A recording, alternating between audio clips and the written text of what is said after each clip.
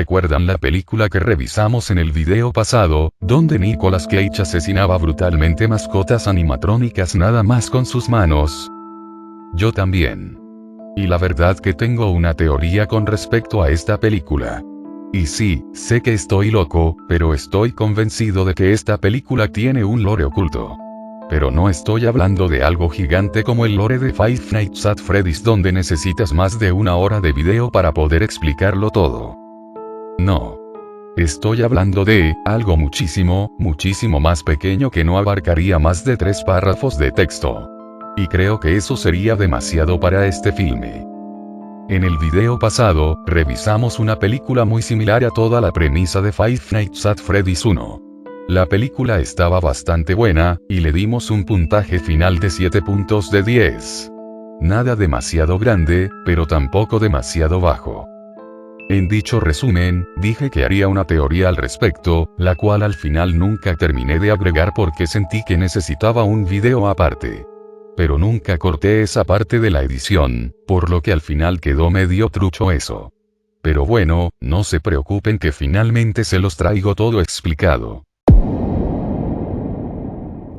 Sin nada más que decir, antes de ver este video te recomiendo muchísimo, pero muchísimo ver el video pasado si quieres saber rápidamente de qué va toda la película, para que entiendas mejor el contexto de todo esto. Como obviamente este video contendrá spoilers, también te recomiendo que veas la película si no quieres arruinar tu experiencia. Buenos días, tardes, o noches. Empecemos.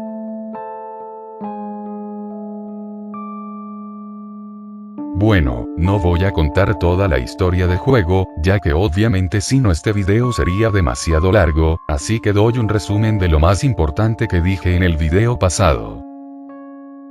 Irán a ayudar, pero mientras van en el camino, la policía le cuenta al otro policía joven lo que sucede. Resulta ser, que el gordito, junto con la policía, y el Tex McAdoo, se encargan de pincharle los neumáticos a los extraños que pasan por el pueblo, para ofrecerlos como sacrificio a la pandilla de los animatrónicos. Lo que sucede aquí, es que hace años, el local de Willy's Wonderland, antes de ser manejado por Tex, era propiedad de un desquiciado llamado Jerry Robert Willis. Este psicópata junto con otros empleados, se encargaban de desaparecer, matar y torturar a familias y niños que quedaban hasta altas horas de la noche en el restaurante. Después de tantas desapariciones, finalmente, la policía quiso ir a hacer algo, pero cuando llegaron era demasiado tarde. Un pacto con el mismísimo Megadiablo, hizo que los asesinos se mataran, y estos transfirieran sus almas a los robots animatrónicos. Luego de eso, obviamente la policía no iba a saberlo, por lo que los robots empezaron a escaparse por las noches, matando personas para saciar su sed de sangre.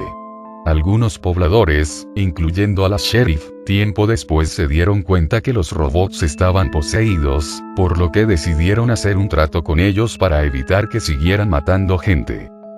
El trato consistía en que cada tanto, la sheriff, el gordito, y Tex McAdoo, el nuevo dueño, se encargarían de darle de comer a la banda de Willy's Wonderland, trayéndoles sacrificios cada tanto para así mantener su sed de sangre dentro del local. Es por esto, que la pareja que vemos al inicio, son nada más y nada menos que los papás de Liv, quienes irónicamente, fueron asesinados por la propia policía. Ahora madre adoptiva de Liv. Para comenzar, esto es algo que probablemente notaron durante toda la película. Nicolas Cage no dice ni una sola palabra, ¿verdad? Bueno, este comportamiento, se me hace muy similar al de Michael Afton, dentro de los juegos de FNAF. Michael cuando trabaja como guardia de los locales de FNAF, no dice nada, es mudo completamente. De hecho, solo lo oímos hablar durante una cinemática, específicamente durante la cinemática de FNAF Sister Location cuando confronta a su padre en el local de FNAF 3. Pero más allá de esto, este no dice ni una sola palabra.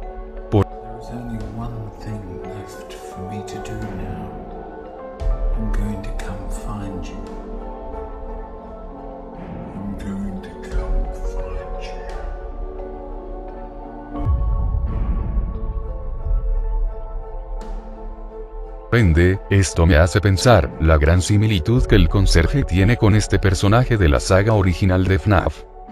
Nada más hay que notar las grandes similitudes entre él y Michael durante toda la película. Durante todo el filme, vemos que no habla, pero esto no significa que sea mudo.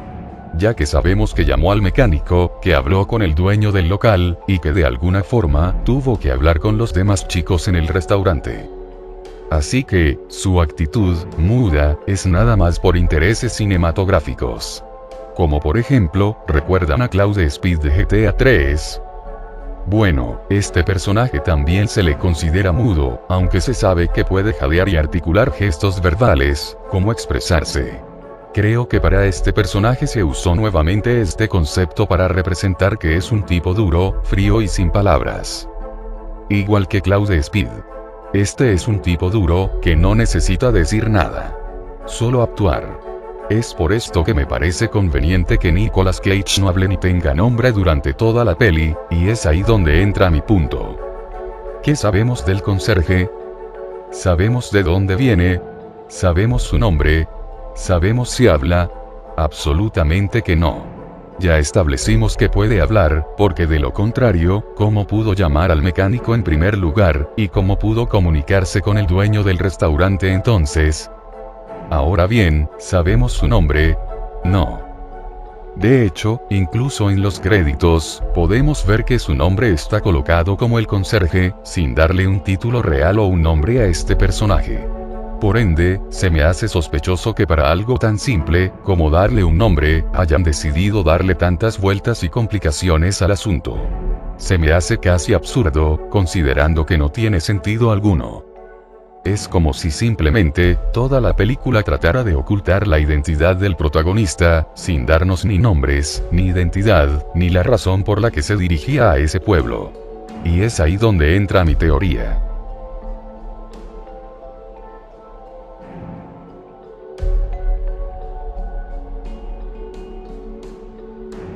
Me llama la atención que a pesar de saber que los animatrónicos matan gente, una vez que se enfrentó al primero de ellos, este nunca, pero nunca escapó del restaurante, ni siquiera cuando tuvo la oportunidad. Incluso, a pesar de saber que uno de ellos le atacó, este mismo siguió trabajando como si nada, quedándose dentro del local, y rompiendo uno por uno a cada uno de ellos. Entonces, ¿será que Nicolas Cage tuvo un compromiso con los robots animatrónicos? Nada más es cuestión de pensarlo, Nicolas Cage tuvo la oportunidad de escaparse del local. Pero adivinen qué. Este no lo hizo. Prefirió quedarse, a destruir a los robots, en lugar de irse, sabiendo que estos le podrían asesinar. Colocando y matando indirectamente también a otras víctimas, y llevándose consigo a Liv. Simplemente no me cuadra que simplemente porque sea su trabajo, este haya decidido matar a los animatrónicos y seguir trabajando. Y bueno, entiendo que es una película cómica y ese es el sentido de la película al final, pero no entiendo por qué seguir ahí aún viendo que eres víctima de estos robots. Bueno, yo creo que esto tiene una explicación muy sencilla. Recuerdan que en primer lugar, Nicolas Cage se dirigía al pueblo desde el inicio, porque iba a ir a un pueblo casi abandonado. ¿Cuál era su misión ahí? Bueno, yo creo que Nicolas Cage desde el inicio, tenía un compromiso con el local de Willy's Wonderland, y este quería destruir a los animatrónicos. Muy al estilo de FNAF 6, este quería hacerse las de Michael Afton, pero en lugar de quemarlos, como la tonta de Liv, este quería destruirlos con sus propias manos. Mi teoría dice lo siguiente.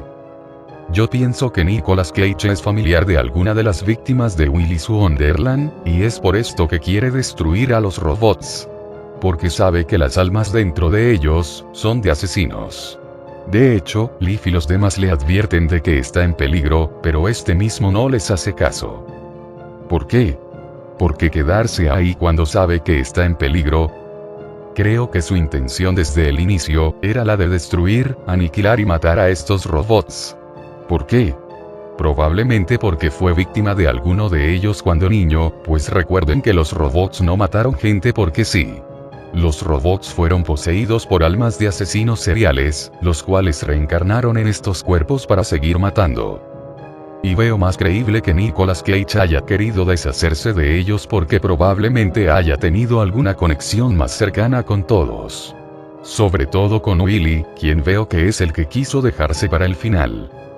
Ahora tendría sentido que haya querido quedarse en primer lugar, a quedarse a matar a los robots, y a quedarse a limpiar de una vez todo el desastre, que después de tantos años, esta pandilla de robots había creado.